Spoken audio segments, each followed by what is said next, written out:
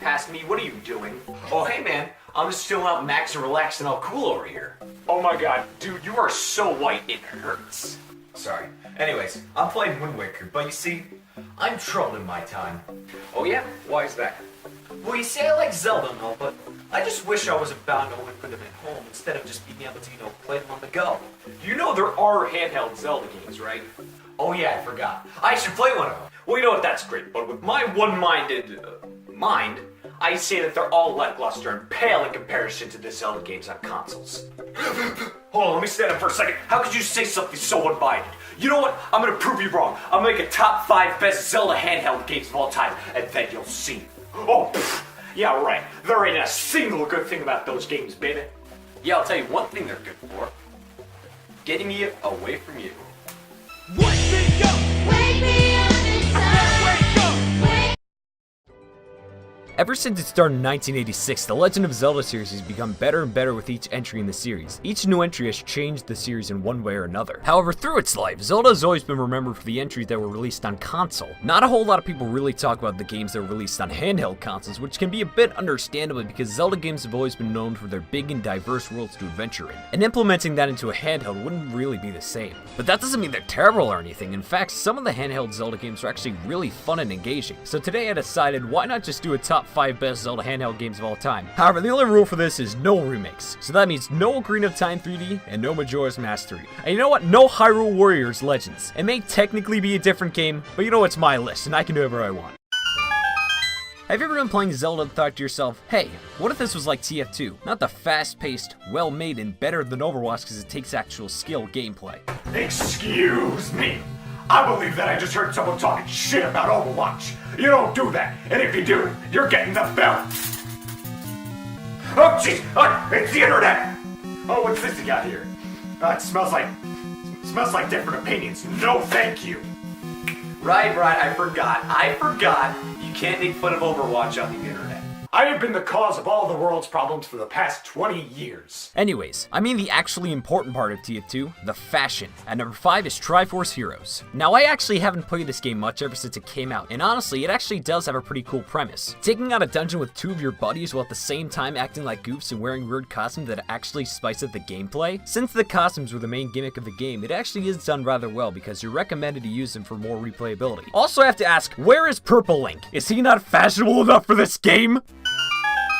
If there was ever one game for the Game Boy Advance that actually made me want to buy an SP instead of buying a goddamn light so I could actually see the screen, it would be the Minish Cap. Here at number 4, the Minish Cap was actually a very interesting game because it was basically 4 swords, but without other people. Now, even though the 4 sword series is really fun, you gotta admit that the main problem with it was that you needed other people. The Minish Cap expanded upon the whole universe that 4 swords was in, and made it more viable for the standard Zelda adventure. Seeing the development team flesh out this idea as much as they did for this game really does show much how care and thought is put into each Zelda game. Also, it's got Gorons. That's pretty cool because of my name. No guys, for the last time, it's not a remake. It's a reimagining. There's a big difference.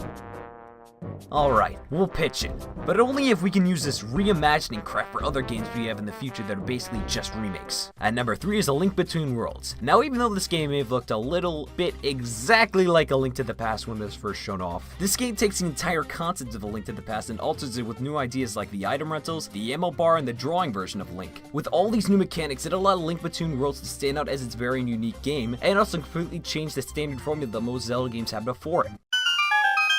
All these years, I've been so wrong. The tinier the train, the more concentrated the fun. Cho.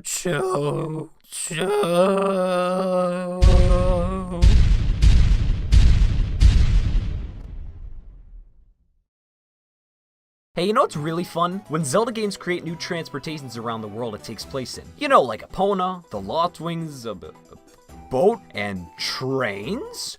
What? At number 2 is Spirit Tracks. If there was ever a most underrated Zelda game award, well, it would go to Skyward Sword, but anyway, Spirit Tracks. Now, at first glance, a normal Zelda fan would be very skeptical about the whole train idea. Well, I mean, yeah, trains don't really fit the world Zelda takes place in, but the whole way the world is laid out actually complements the train gimmick very well. Things like transporting passengers, upgrading your cart, and being very smart in how you move throughout the overworld really brings the whole train idea home. Also, being able to control both Link and Zelda is a very interesting interesting idea, because you got to be very strategic with both of them in order to complete parts where they have to work together. This has probably been the only time that Link's tag-along has actually been useful instead of, well, pretty damn annoying.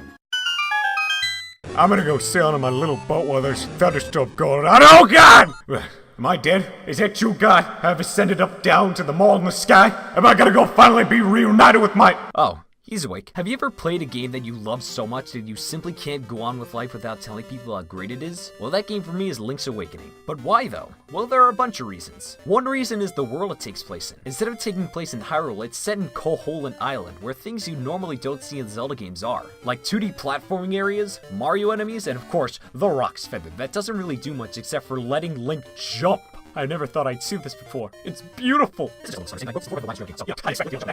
Also, the story is rather interesting because throughout the whole game you're told to wake the Windfish to get off the island and return home. But around halfway through the game you'll start to learn from set pieces and even bosses that if the Windfish is wakened, it will destroy everything on the island. It makes you wonder if it's actually worth completing the game or not. Sure, you get home, but it's at the cost of all the people you befriended throughout your journey. And that's the reason why Link's Awakening is number 1. But don't let my list dictate on how you think of the handheld Zelda games. Sure, my opinions may not be the most agreed upon, but I don't base these around other people's opinions. I base them on how I felt about them after playing them, and you should too. Next time you want to try a new Zelda game, how about you give these ones a shot? They're different, but they're good.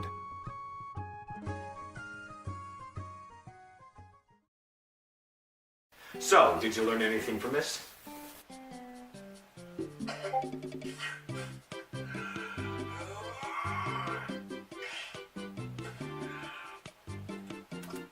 Oh, I guess minutes are okay? That's a good moral? Yeah, excuse me, what did you just say? Oh, nothing. Gotta go back to my timeline, bye! 'Cause you had